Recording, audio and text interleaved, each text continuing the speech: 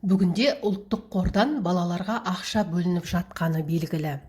Ал келешекте зейнеткерлерге де осы қордан ақша бөліну мүмкін бе?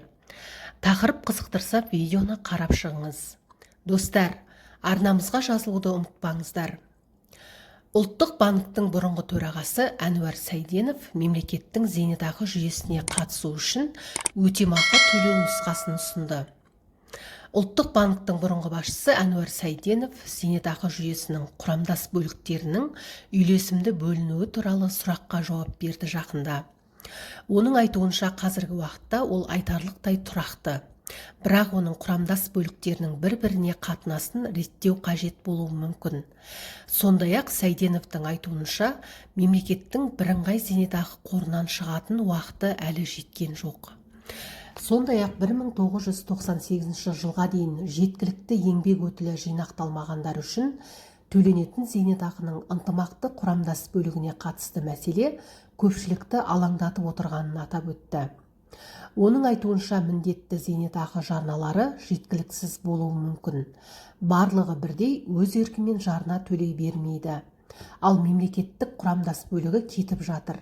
Ал Әнуар Сәйденов бәлкім мемлекеттік қатысудың жетіспеушілігін арнайы салық арқылы шешу керек екенін атап өтті. Бұл мәселе бар. Біраз уақыт бұрын бұл мәселе туындап жатқаны туралы ақылға қонымды есептер болды. Шешудің бірнеше жолы бар. Біріншіден, сұр экономика мәселесі және бұл процеске көлеңкелі экономикада жұмыс істейтіндердің қатысуы. Менің ойымша, халықтың едәуір бөлігінің қолма-қол ақшасыз есеп айырысуға көшуі бұған мүмкіндік береді. Мен қосымша салық туралы білмеймін. Мысалы, ұлттық қорға аударымдар мен зейнетақы жүйесіне түсу арасында қандай да бір байланыс қажет шығар. Мәселен, ұлттық қордан 18 жасқа дейінгі балаларға шот ашу туралы бастамаларының бірі негізінен осы бағытта. Яғни, болашақта зейнеткерлікке шығатындарға қолдау болар еді деп атап өтті ұлттық банктің бұрынғы төрағасы Әнуар Сәйденов.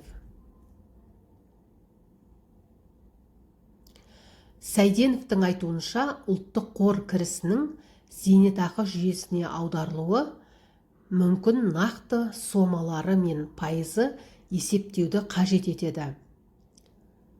Егер болашақта зейнеткерлікке шығатындардың өмір сүруге ақшасы жетпесе, бұл бәрібір мемлекетке ауырлыққа түседі, деп қосты Әнуар Сәйденов.